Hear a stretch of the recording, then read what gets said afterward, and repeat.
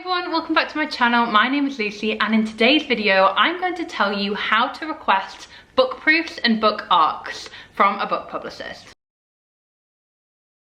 So welcome to my channel. If you're new here, you may not know, but I actually work in book publishing and I work as a book publicist and often work with sending out book proofs, as we call them in the UK, or ARCS as the US tend to call them, across the country to journalists, reviewers, bloggers, etc. Now, I've seen a few kind of bloggers' point of view of how to request book proofs and ARCS, but I really wanted to provide a publicist guide. So from the publisher's perspective, what are we looking for in terms of people requesting our proofs? So in this video, I want to tell you exactly what you need to know about proofs and how to request them. So before we get going with the video, why not click that subscribe button for a lot more videos like this on the publishing industry, and lots of videos on my favorite books, including historical fiction, fantasy, and romance. So if you're watching this video, you probably want to know how you are seeing all your favorite content creators receiving proofs. Now, I wanted to do a bit of a show and tell before we get going on how to request these, about what is a proof, what does it look like, what is it, what's the purpose. So I'm going to hold up a few different types of proofs here. This is one I received last year. This was sent to me by Orion about a year ago, and it is the proof of Realmbreaker by Victoria Aveyard. So as you can see, this proof is a really good example of a proof that is echoing the final cover. So a lot of proofs are early copies of a book. So often they are uncorrected, which means they are produced in kind of an early stage of the publishing process, usually after the kind of main edits have been done, but usually before kind of formatting or final kind of proofreading or anything like that. So as you can see, it's quite a flimsy book. The reason why it's so flimsy is because these are produced very, very cheaply. They are produced by a publisher's marketing department, and for that reason, they are a marketing tool. So the thing about proofs, I think, is often people think that they are like exclusive or that they are a high kind of value, but really these are very cheaply made, and the point of these proofs is to get the message about a book very far and wide before publication.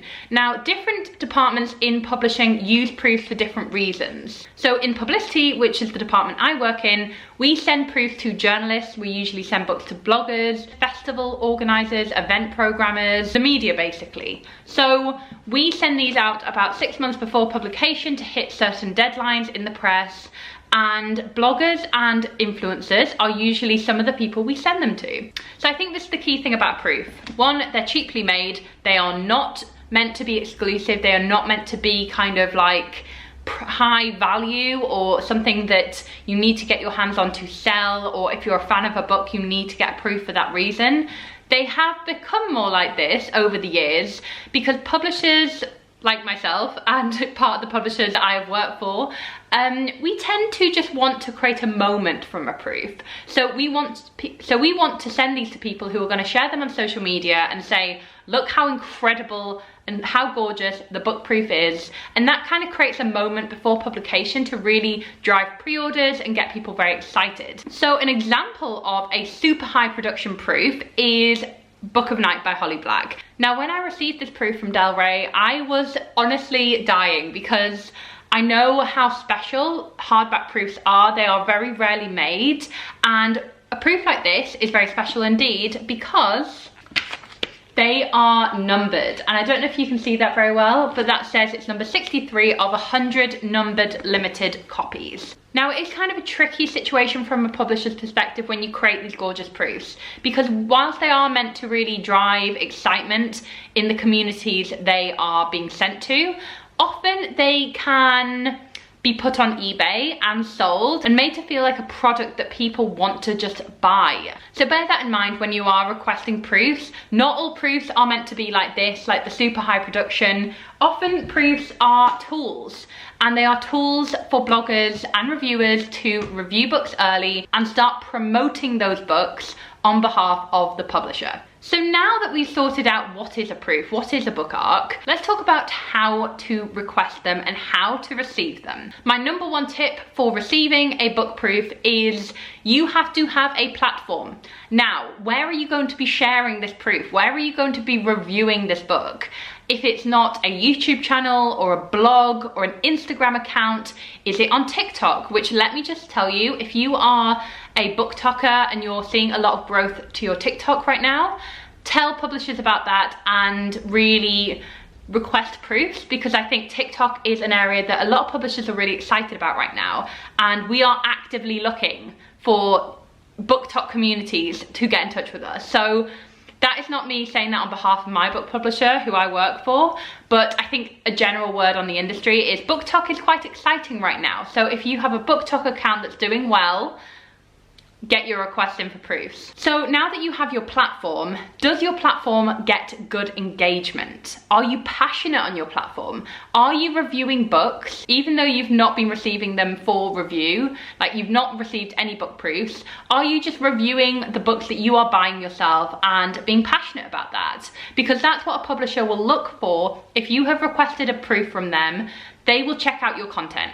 Now, it has to be authentic. It has to be you really passionate about books and showing that you take it very professionally and take it very seriously in terms of your review, you know, your promotion of that book, and you wanting to connect with your audience, because that is something that publishers are really looking for, like the engagement side. How many people are commenting on your post? How many people are viewing your page? All of this stuff is very, very important. Now, this isn't a hard and fast rule, but in general, as a book publicist myself, I would be looking at bloggers or YouTubers or TikToks that have around 1,000 or more followers to receive a book proof. The reason being is because, as I mentioned, book proofs are produced because they are marketing tools. They are tools for promotion, and that means we do not print unlimited copies of proofs. And a lot of publishers right now, due to print costs and numerous other costs right now, it's actually kind of a big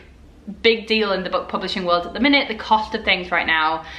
Proofs are being limited in their numbers. So if you want a proof, like, you have really got to show that you have a following, that you are creating content that is authentic and engaging, and that will be engaged with by your audience. Now, let's go on to how to actually request these proofs. The general rule is I would never kind of engage people on Twitter. Like, never go to a Publicist Twitter account and ask them for proofs. I think that's quite unprofessional. If someone did that to me on my Twitter or Instagram, I would just be like, please email me. Because Publicists, Twitter and Instagrams in particular, are often not like work accounts. My advice would always be to, if you see a book you really want to request a proof of, go to that publisher's website, click on their press section. So usually at the bottom of a page, there'll be kind of a publicity inquiry section or press inquiries.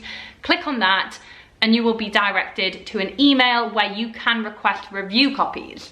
Now, usually this will be directed to a publicity or marketing department kind of generic account.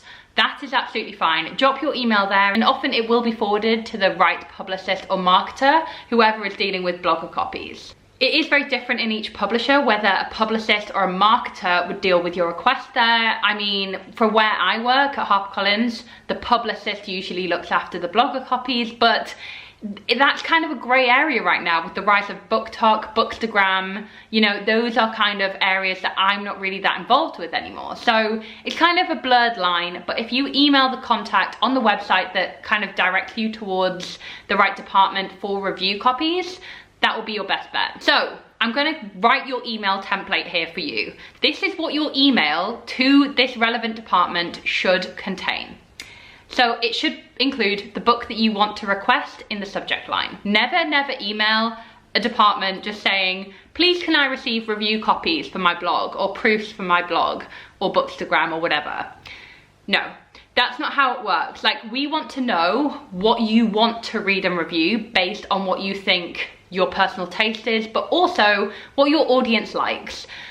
See it as a kind of trial run. Like, we don't know anything about you at this stage, so you really have to be just asking for a proof that you just are desperate to read and review, and that you will shout about that proof everywhere. So always start with requesting one book that you want to review, or specific titles. Don't be very vague and just be like, can I receive all of the fantasy books that you're publishing? Because that isn't going to happen. It also proves that you are legitimate and you don't just want freebies, because the amount of emails we get just of people kind of thinking that proofs are freebies. Like, they are not freebies. They are kind of a transactional item in return for promotion. So always remember that when you're crafting your email. The next thing to include is your stats. So how many followers do you have? What is your blog, website, YouTube link? How many page views do you get? How many subscribers? How many followers do you have? And also include the followers of your other social accounts. So if your main platform is like a YouTube channel, or if it is a BookTok account, great, lead with that one, the one that you have the most followers for, I would say, and that you will probably review on that channel or mention the book on that channel. But then also include your other social followings, because that really does help if you're willing to kind of cross promote across all of your social accounts. So of course, you have to mention where you're planning on covering the book, where you're planning on reviewing the book. Also include in the email your address, because it just saves the person on the other end, like the publishing professional, having to reply back to your email to say, can I have your address? Always just include your address in the main body of the email and just be like, if I am successful, here is my address. You'll be saving that publicist or marketer an email, and that's amazing. Another thing is to be polite in your email. Never underestimate just being polite and being a decent person. Remember, there's a person on the other side of that email.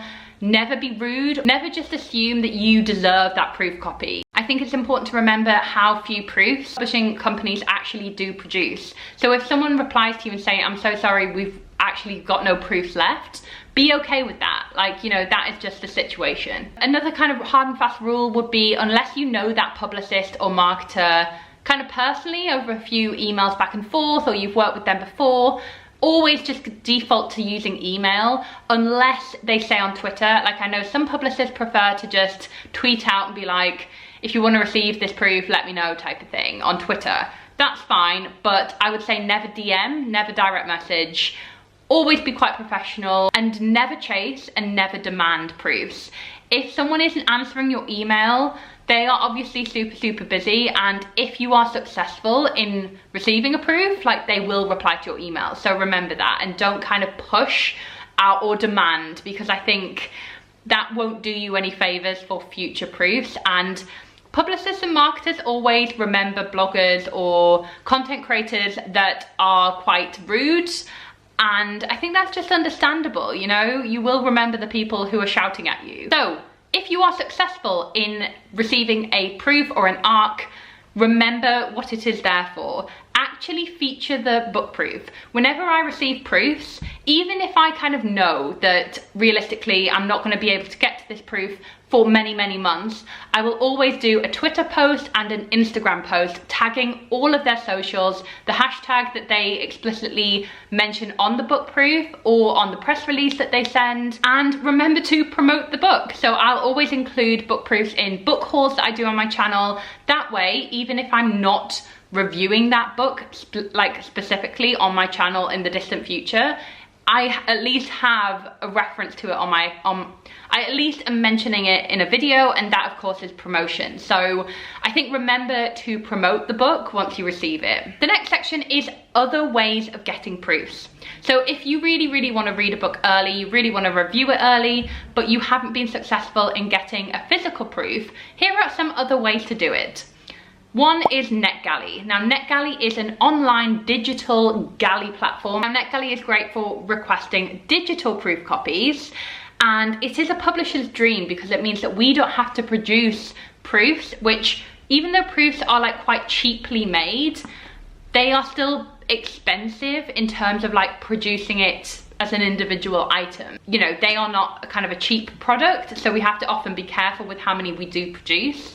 Which is why NetGalley is just such a blessing, because whilst publishers won't approve everyone on NetGalley, usually there is kind of a filtration system, let's just say, in terms of who gets approved.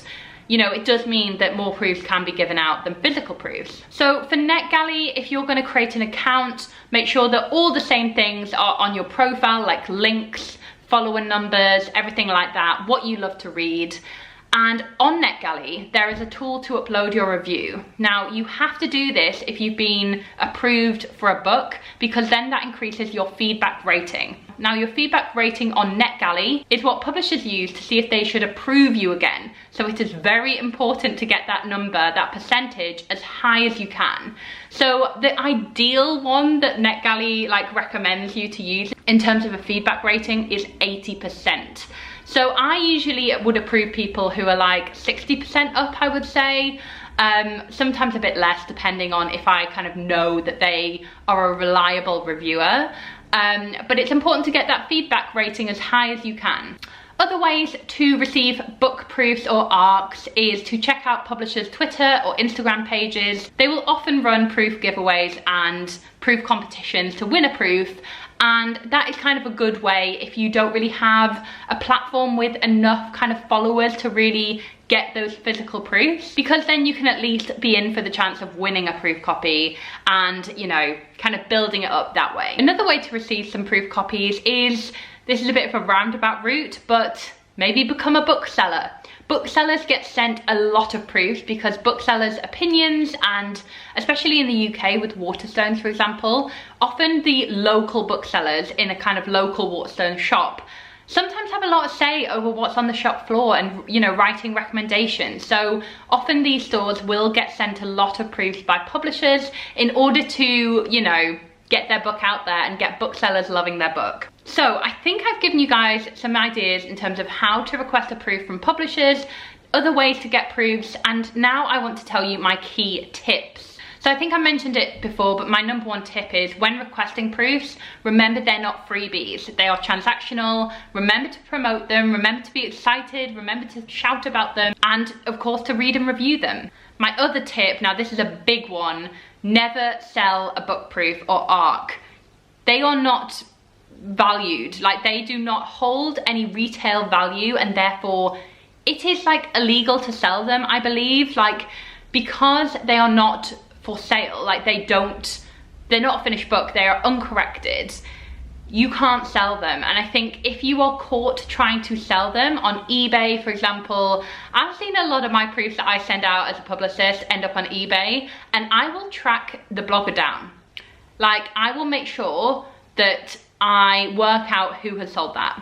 And a lot of publicists will do this. They will try and track down who has sold that book proof, and let's just say they may not receive books in the future. Another tip is to not tag authors in negative reviews. If you've received a book proof early and maybe you were really excited about it, but sadly it just didn't live up to your expectations, of course it's important to review that book because a publisher has sent you that book. Tag the publisher and the publicist, whoever sent you it, on Twitter, in your review, or Instagram, but do not tag the author if it's just not a good review. They will not want to see that, and especially if it's like before the book's even out, it may really crush them a little bit to see that review.